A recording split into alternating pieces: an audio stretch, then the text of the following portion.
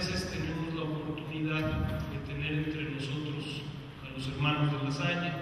Muchos de ustedes lo saben, bueno, somos algunas universidades armadas por seglares, los laicos que estamos comprometidos con la misión lasallista, pero en esta ocasión tuvimos la oportunidad de invitar al hermano Diego Muñoz, que nos va a hacer el favor de dictarles a ustedes una charla, que esperamos que sea del interés de todos ustedes. De manera muy breve, les presento muy rápidamente al hermano Diego Muñoz León. Hace 9 años salió de su país y va dejando su huella venezolana por esta institución mundial. Ustedes saben que La Salle tiene presencia en más de 80 países. Un caraqueño que siempre ha trabajado en la educación para La Salle, daba clases en el colegio La Salle de Tierra Honda, en el centro de Caracas, cuando lo llamaron para trabajar en una universidad mexicana. Y estas son palabras de él: antes de venir a Roma, estuve en México, así que mi acento ha cambiado un poco, pero soy de Caracas. Y orgullosamente les puedo decir que es de Caracas. Hoy en día tiene 5 años en Roma, es coordinador del Servicio de Investigación y Recursos Lasalianos. Tiene que ver con la investigación acerca de la historia, de cómo el pasado y el presente se conectan con el futuro. Desde aquí procuramos alimentar esa reflexión desde la educación, la pedagogía, la pastoral, la espiritualidad, la formación y el acompañamiento. Son muchos desafíos. Estas son palabras del mismo hermano Diego.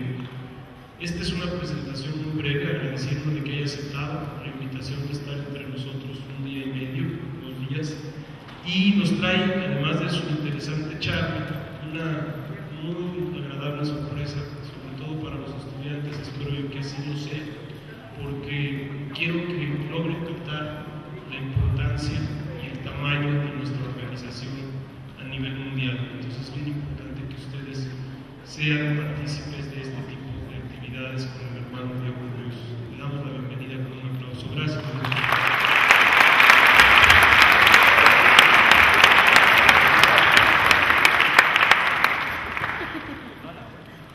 Muchas gracias por aceptar la invitación. Trataremos de estar juntos para reflexionar un tema que tiene que ver con nuestra identidad como lasallistas a nivel mundial. Y quisiera comenzar compartiendo con ustedes un mensaje del hermano superior general, que es el hermano Álvaro. El hermano Álvaro es de Costa Rica y ha sido superior general durante 2 periodos de 7 años. Quiere decir que en este momento está terminando su año 14 como superior general. Pero él finaliza en el mes de mayo, porque en el mes de mayo vamos a elegir un nuevo superior general. El video que van a ver es un mensaje del hermano, dura 6 minutos. Me parece que es muy importante porque él, al final de 21 años de vivencia en Roma, 7 como vicario y 14 como superior, ha tenido oportunidad de visitar todas las universidades de La Salle del mundo. Y por eso el mensaje que presenta viene con esa experiencia y sobre todo con ese deseo de que ustedes también se sientan lasallistas como el resto de los lasallistas del mundo entero. Entonces, por favor, vamos a escuchar el mensaje del hermano Álvaro. Con mucho gusto y con ocasión de los diferentes encuentros que tendrán estos días con el hermano Diego Muñoz, quiero enviarles un fraternal saludo. Al señor rector de la Universidad La Salle de Morelia, a todos los responsables y colaboradores, mi agradecimiento por la misión que realizan, y a los estudiantes mis mejores votos para sus estudios y preparación académica, humana, cristiana y lasallista. Las universidades y centros superiores lasallistas son hoy más necesarios que nunca, dadas las circunstancias históricas que estamos viviendo, que nos exigen conservar, producir y distribuir conocimientos por medio de una formación académica de calidad. Una investigación que abra nuevos caminos y responda a las necesidades de nuestros contemporáneos, especialmente los pobres y excluidos, y sobre todo una transformación en un mundo en cambio que ponga siempre a la persona como fin último y nos permita continuar siendo instrumentos de salvación, especialmente para aquellos que más lo requieren, siendo testigos y promotores de los valores transformadores del Evangelio.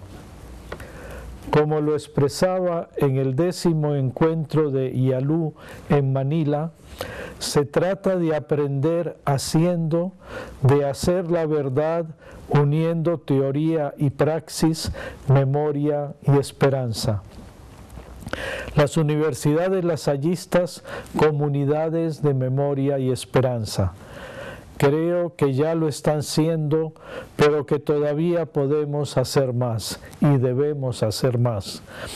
El profetismo que debe animarnos es la fuerza que impide a la memoria de estancarse en el pasado y al mismo tiempo impide a la esperanza diluirse en un futuro lejano e ilusorio. Un proyecto universitario que fuese solamente la promoción de un desarrollo tecnológico, que fuese solamente un pragmatismo práctico para desarrollar una carrera, o que se contentara con disfrutar de un humanismo clásico, tendría poco que ver con la memoria y esperanza.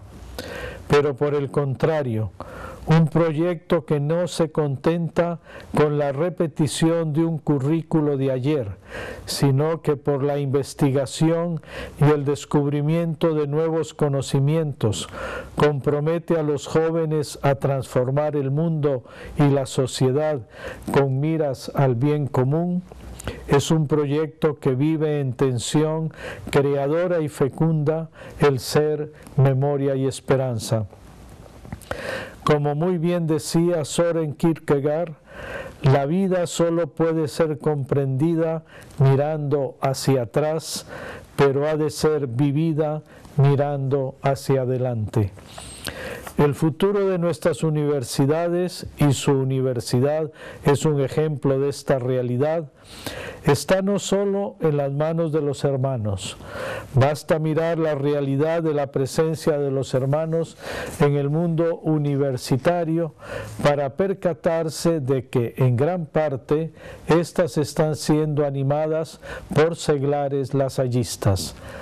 La continuidad será garantizada en la medida que un número importante de hombres y mujeres de fe, de comunidad y de servicio entiendan y vivan las exigencias de lo que significa asociarse para una misión. Por eso me parecen muy importantes las actividades formativas como la que realizarán en estos días con el hermano Diego, a quien agradezco su disponibilidad.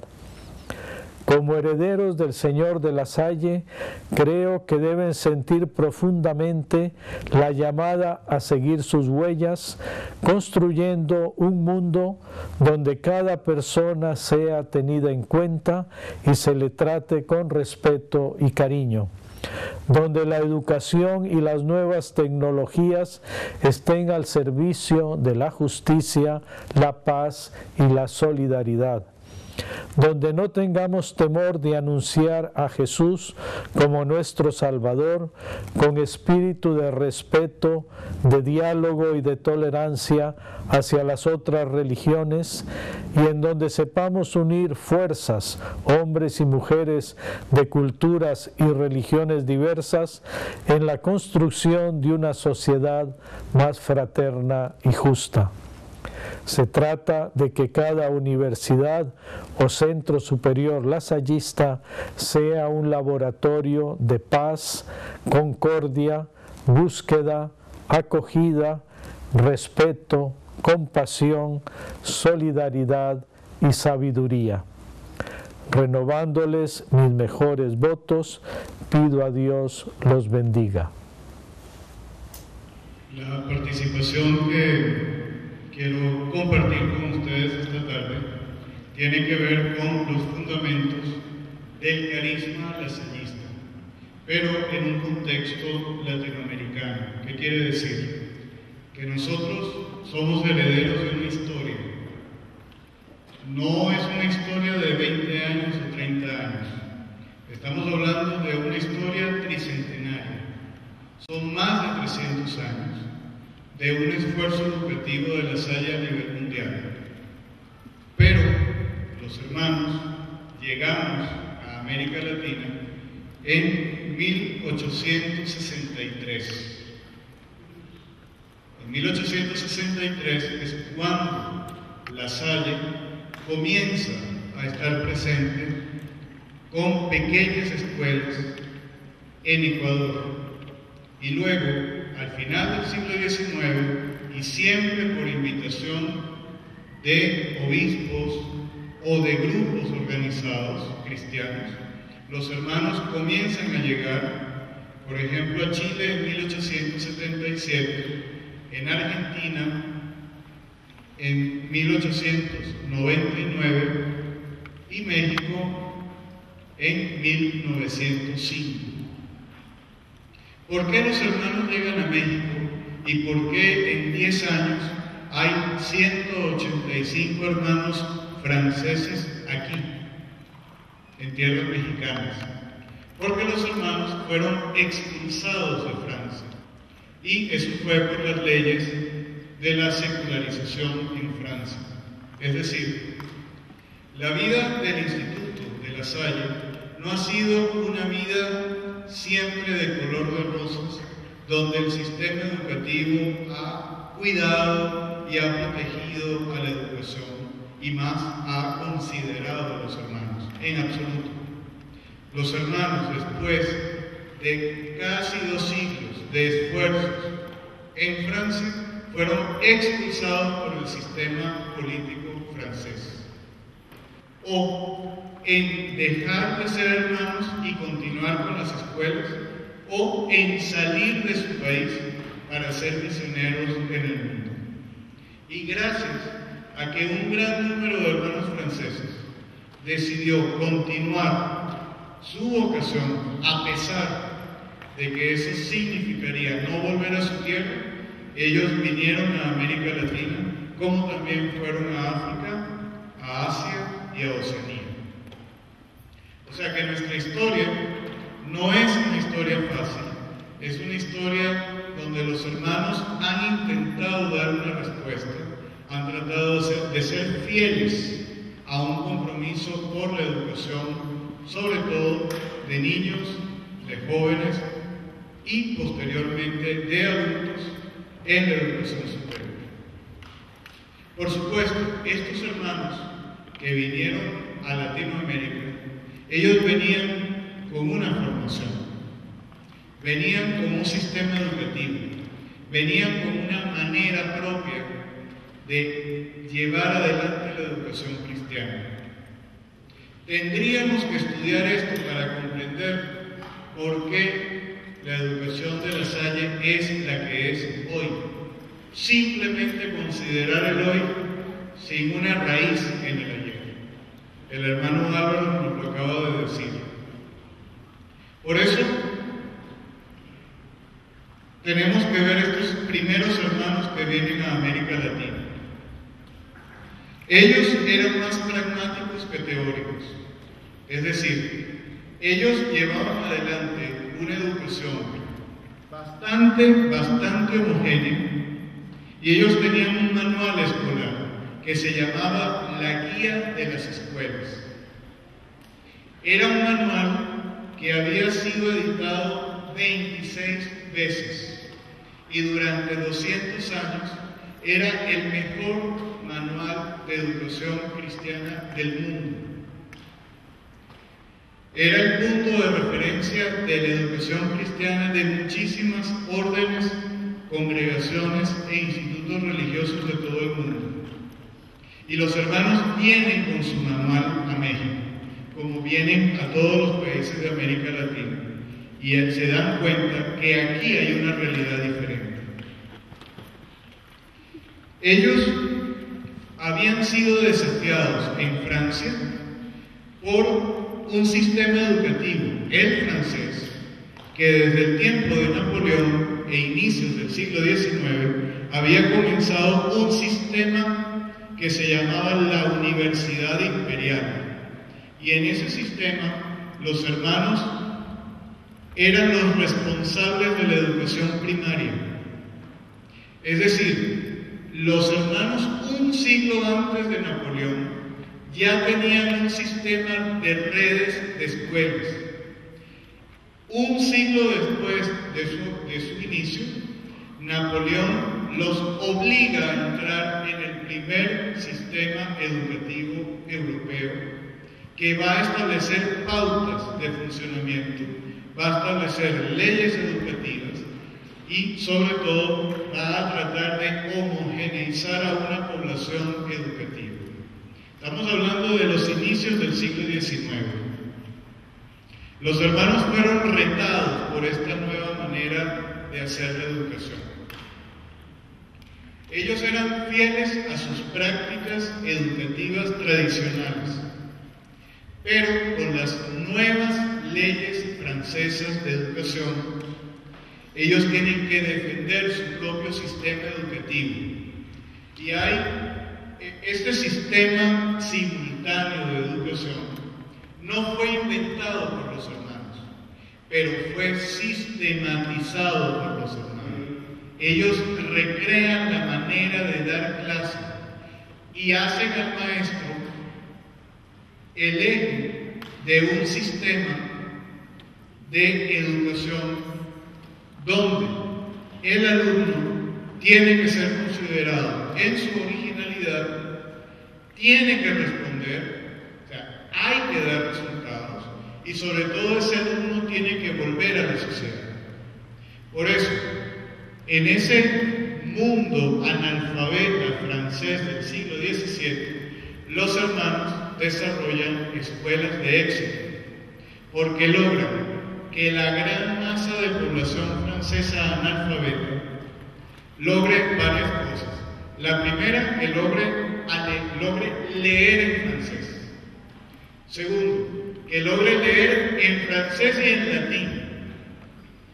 Tercero, esta juventud aprende a escribir, y no a escribir con un bolígrafo, a escribir con este tipo de caligrafía que era todo un arte, era un asunto artesanal.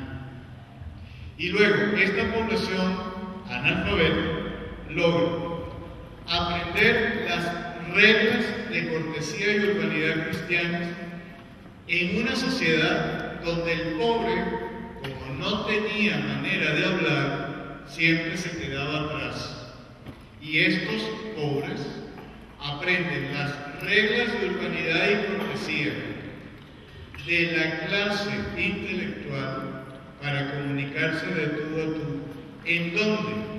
En las áreas del comercio, donde las escuelas o los egresados de esas escuelas comienzan a hacer presencia y van transformando la sociedad francesa del siglo XVII. A eso hay que añadirle algo muy importante. La sociedad francesa era cristiana, era una sociedad de cristiandad. Y los hermanos, al enseñar el catecismo y al enseñar a los jóvenes a ser cristianos, le dan carta de ciudadanía en una sociedad donde el que no era cristiano no era persona. Entonces imagínense lo que logra transformar la escuela cristiana lasallista a la gente en el siglo XVII. Y cuando llegan al siglo XVIII, esta sociedad es diferente. Por eso las leyes napoleónicas y todo lo que los hermanos desarrollan en el siglo XIX le ayudan a La Salle a dar un paso adelante en la educación. En el siglo XIX los hermanos tenían escuelas primarias, técnicas y tenían internados. Tenían escuelas para adultos, escuelas para jóvenes obreros y para jornaleros informales, que trabajaban 6 días a la semana y trabajaban horarios de 14 horas diarias, sin seguro social y sin leyes del trabajo. Estamos hablando del siglo XIX. Escuelas para sordomudos, escuelas en las cárceles y escuelas normales y las primeras instituciones de educación superior de sello lasallista. Todo eso existía en el siglo XIX. Los hermanos desarrollaron en Francia el mejor sistema de educación para sordomudos del país y lograron formar a muchísimos hermanos para que esas escuelas tuviesen continuidad en un siglo entero. Esos eran iniciativas en una sociedad que estaba cambiando. Esos son los hermanos que llegan a América Latina. Eran hermanos que trabajaban la botánica, la zoología, que trabajaban la geología, que trabajaban la arquitectura. Ustedes tienen que ver libros de los hermanos al final del siglo XIX con todo un estudio arquitectónico que eran hechos con los estudiantes, porque los estudiantes no estudiaban para abrir una oficina administrativa, los estudiantes salían de las escuelas a trabajar. Por eso era una educación totalmente práctica. En las exposiciones universales que se realizaron a finales del siglo XIX en el mundo, y la más famosa de todas es la Exposición Universal de París en el año 1900, donde se inauguró la Torre Eiffel, que conocemos como el símbolo de París, que fue muy cuestionada porque era una estructura espantosa que no servía para nada. Y luego la Torre Eiffel llegó a ser la mejor torre de transmisión de radio, tanto en la Primera como en la Segunda Guerra Mundial. Y hoy es símbolo de una ciudad. Los hermanos estaban en esa exposición. Estaban presentando trabajos de arquitectura, de dibujo, de administración, de caligrafía, de ciencia. Fueron reconocidos por la sociedad mundial a finales del siglo XIX. Esos son nuestros hermanos que llegan a América Latina. Pero vamos a ir más adelante. Cuando ellos llegan a tierras americanas, habiendo sido invitados en su mayoría a ocuparse de la educación de niños pobres, aquí en América Latina y desde el inicio, también comenzaron a crear establecimientos para impartir educación primaria y secundaria a niños y jóvenes de las incipientes clases medias latinoamericanas que comenzaban a inicios del siglo XX.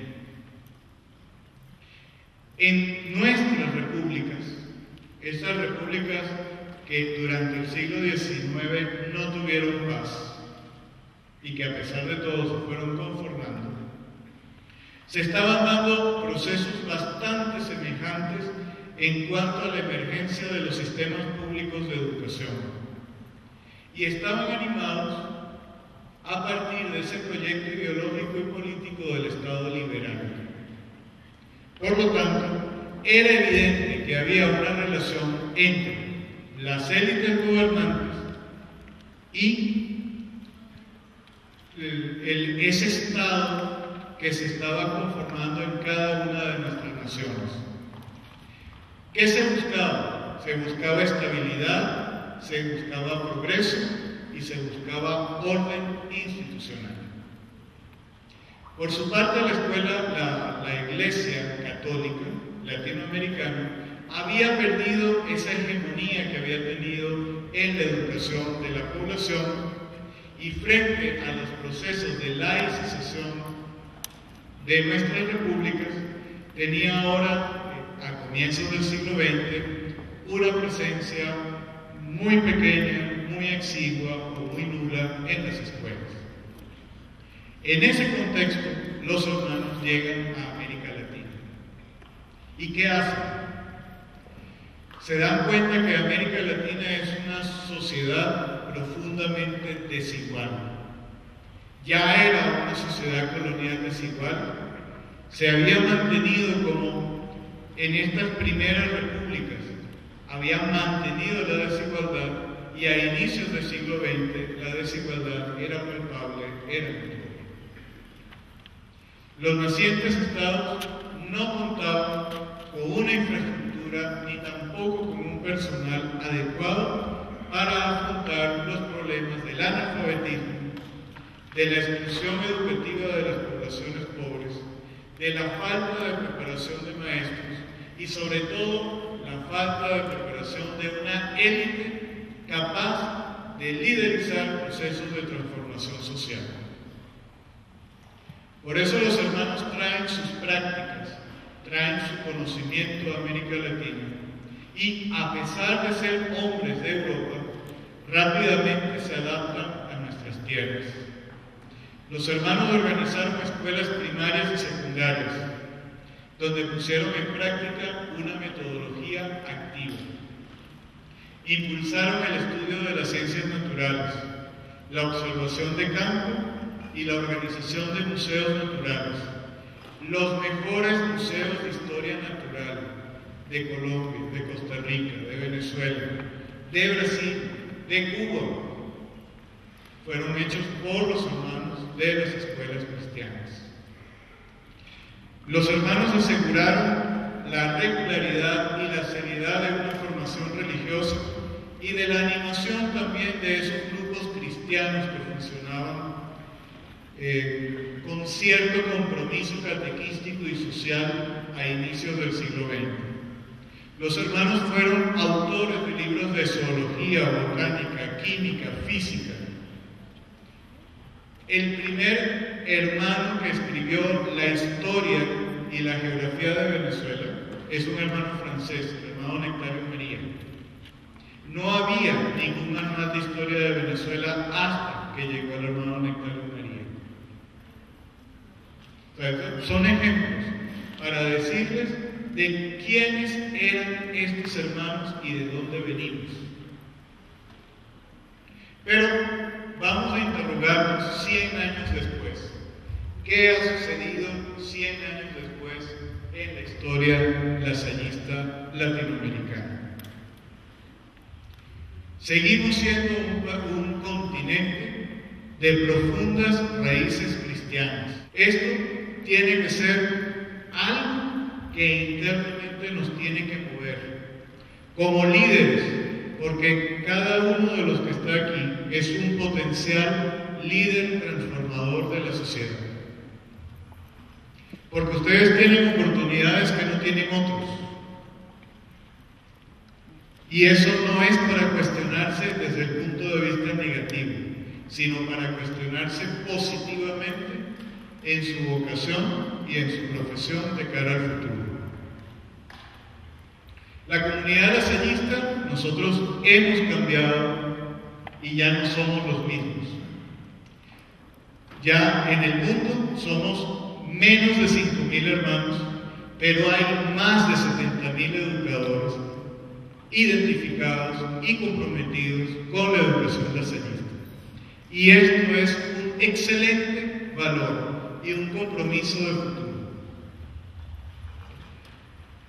En América Latina tenemos 297 obras educativas y estamos unidos, todos los países de América Latina, en un proyecto común. El 54,5% de los lasallistas son las lasallistas, son mujeres comprometidas en la educación. Son más mujeres que hombres hoy en día comprometidas en la educación lasallista. Y eso implica que hay también una nueva sensibilidad en el instituto. Por eso, al ver toda esta realidad, podemos mirar de dónde venimos, no solamente en el siglo XIX, sino cuál es nuestra experiencia fundante. Y ahí sí nos vamos a más de 300 años y miramos a Juan Bautista de La Salle y al primer grupo de hermanos de las escuelas cristianas. Y nos damos cuenta que este proyecto nace de compromiso en compromiso, gracias a la mirada de fe de un hombre como Juan Bautista de La Salle, que es capaz de cuestionarse acerca de la realidad y de comprometerse en la educación de aquellos que no tenían oportunidad. Este proyecto lo compromete para toda la vida, pero no en solitario, sino como una comunidad. Esta comunidad no se decide de un día para otro a hacer todo. Es una comunidad que va creciendo con un proyecto a lo largo del tiempo. Esto quiere decir que si nosotros miramos nuestra experiencia inicial, nos damos cuenta que construir un proyecto juntos implica un ejercicio consciente de formación permanente entre nosotros. Implica que tenemos que mirar cuáles son las razones que dan sentido a nuestra misión. Y para nosotros, los lasallistas, la primera razón es el Evangelio y la realidad. Ese diálogo entre la palabra de Dios que nos invita a mirar la realidad y la realidad educativa que nos invita a dar una respuesta. Esa es la clave lasallista. Mirar la realidad y leerla a la luz de la fe. Pero no haciendo un ejercicio en solitario, sino que este ejercicio es comunitario. Y este ejercicio tiene que ser un ejercicio eficiente. Es decir, no nos podemos quedar con los buenos propósitos. Se tiene que traducir en la acción. Y por favor, capten esto que es muy importante. Tenemos que impactar a la sociedad que nos rodea. Tenemos que dar una respuesta. Por eso, en el compromiso lasallista tiene que haber una transformación de la sociedad.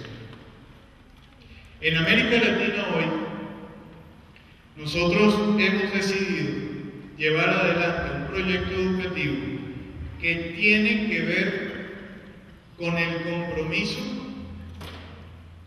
de trabajar a favor de los derechos humanos. Y trabajando a favor de los derechos humanos, de transformar una realidad que nos llama a ser auténticos para dar respuestas que afecten positivamente el desarrollo humano integral de la población que nos rodea. No estamos llamados a obtener un simple título universitario que nos permita ser llamados en la sociedad el licenciado tal o la licenciada tal. Esto es un recurso para convertirnos en transformadores de la sociedad. ¿Cuál es la mirada lasallista? Es, desde la fe, trabajar en comunidad para servir a nuestra comunidad, para servir a la sociedad y para transformarla. En eso, fácilmente podemos simplificar la riqueza del carisma lasallista. El carisma lasallista, ¿qué es? Es la manera propia de ver nuestra identidad y nuestra identidad que se compromete en la transformación de la sociedad. Juan Bautista de la Salle tiene una manera especial de leer el Evangelio y de mirar la educación. Él la trabajó con su comunidad de hermanos y durante 40 años juntos establecieron una manera de educar, una manera de trabajar la escuela, una manera de vivir juntos. Nosotros somos herederos de esa experiencia, pero ahora tenemos que recrear la experiencia. Entonces, para ir cerrando, ¿qué significa ser lasallista en Morelia? Yo no tengo la respuesta la tienen que buscar ustedes. ¿Qué significa ser lasallista hoy en esta universidad y comprometerse en un proyecto de transformación social de su propia sociedad? Ustedes conocen a la sociedad que les rodea. Ustedes son parte de esta sociedad. ¿Cómo lograr que esta sociedad sea menos desigual, tenga más oportunidades para todos? ¿Cómo lograr atender los problemas fundamentales que hoy agobian a su sociedad? La respuesta la tienen ustedes. Desde el punto de vista lasallista, yo simplemente les sugiero que sigan creciendo en su visión de fe, que les permita ser críticos ante la sociedad y les permita ser creativos para dar respuesta. ¿Por qué yo comencé hablando de la experiencia inicial de los hermanos?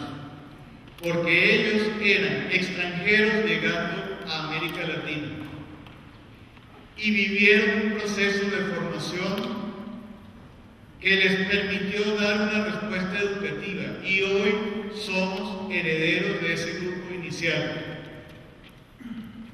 Pero ese grupo desapareció.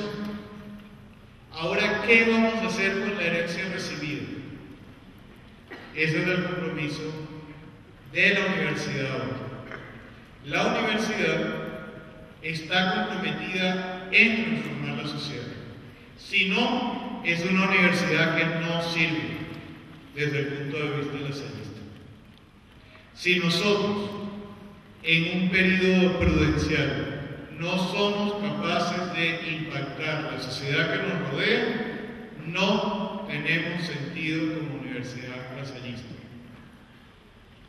Si nosotros, aquí en la universidad, solamente nos encargamos de reproducir el conocimiento y de expresarlo en un papel, repitiendo lo que el maestro dice, si solamente servimos para eso, no tiene sentido la universidad. La universidad tiene que producir conocimiento útil para transformar a la sociedad que le rodea. Ese es el sentido lasallista. Los hermanos de hace más de 300 años enseñaron a los jóvenes a leer, a escribir, a comportarse en una sociedad y a transformarla. Eso era lo que podían hacer en ese momento. Las universidades de hoy están comprometidas a formar generaciones que sean capaces de impactar y de transformar esta sociedad.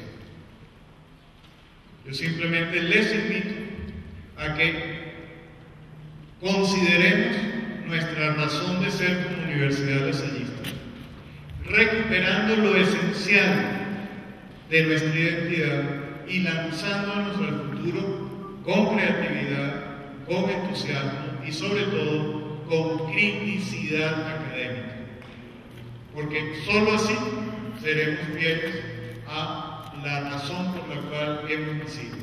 Somos una universidad que tiene que cambiar y transformar este mundo y hacerlo mejor para todos. Así que muchas gracias por su atención y sobre todo gracias por la capacidad que tengan para reflexionar luego todas estas ideas que les acabo de presentar. Muchas gracias.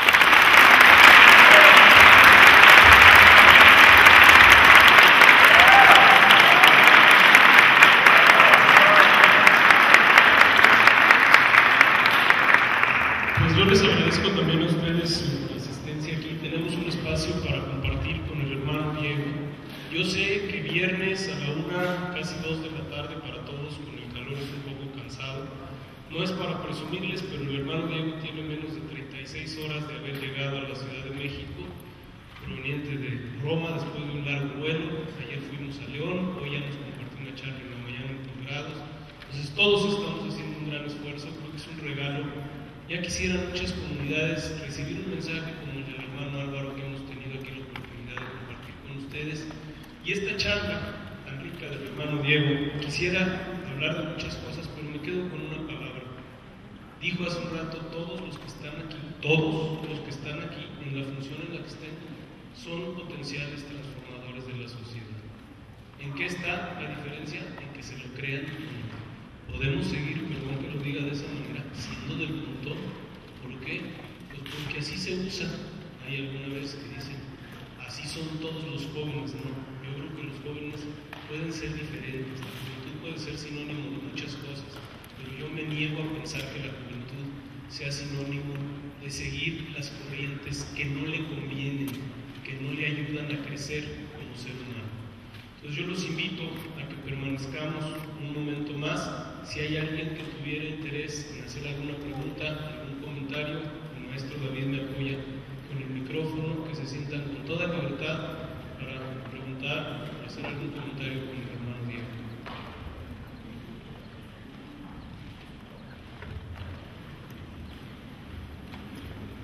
Bueno, mientras alguien se anima, yo quiero hablar como venezolano, ya que hay un grupo universitario aquí. Venezuela está pasando por un momento sumamente difícil y lo interesante es que hay una juventud universitaria venezolana que está tratando de luchar por la libertad del país.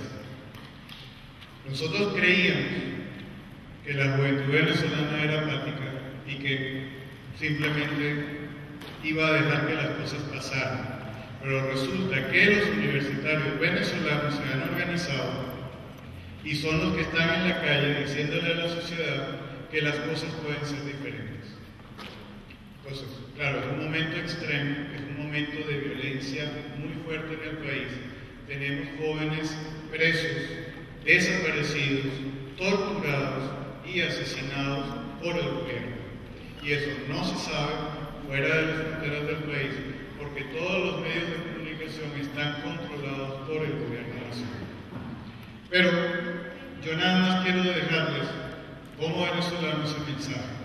La juventud venezolana le dijo no a una dictadura. Entonces yo sí me siento orgulloso de esa juventud, porque yo formé parte de esa juventud. Fui profesor de esos jóvenes. Y hay muchos exalumnos de La Salle que hoy están en la cárcel. Entonces creo que sí vale la pena el trabajar por la transformación de la sociedad.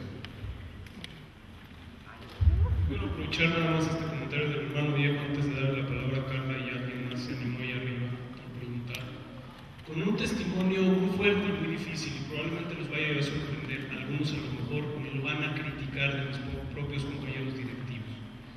Tenemos evidencias de que al interior de la universidad hay bullying hacia sus maestros, bullying hacia sus compañeros, y en el momento en que me decido a enfrentar al grupo que lo hace, todavía tiene la voluntad de seguirme amenazando.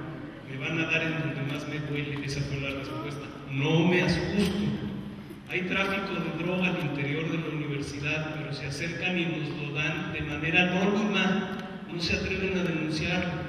Hoy en la mañana un maestro Derecho decía, no podemos hacer algo para mejorar la realidad de Michoacán, para que se acabe la violencia, pero cuando tenemos que tocar esas fibras, como una amenaza que tuvo una directora de Derecho el semestre pasado haciéndose pasar por el crimen organizado, nos da miedo.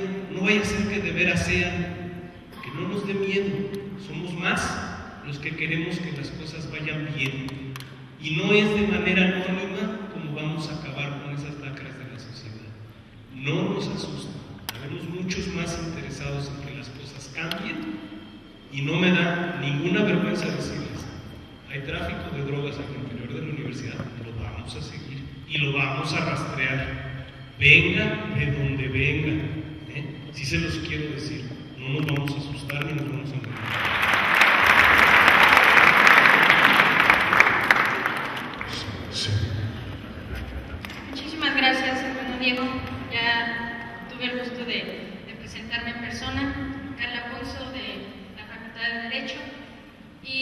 curioso que toca el aspecto de lo que está pasando allá en Venezuela, porque recuerdo que históricamente México tiene cierta tendencia a hacer como un efecto dominó de revoluciones, ya sea intelectuales o incluso armadas, donde el pensamiento humanista ha ido avasallando al mundo y lo ha hecho evolucionar. Y pues históricamente México es un país que tiende precisamente a tener ese efecto dominó, a esperar a que otros tengan la iniciativa y sentirse inspirado.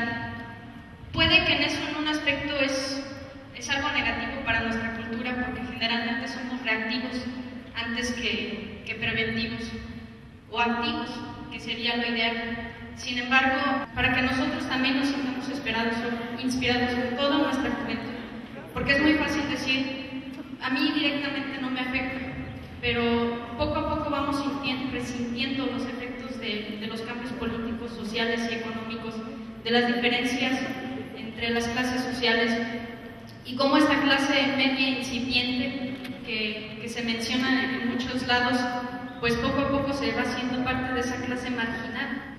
Gracias. Muchas gracias.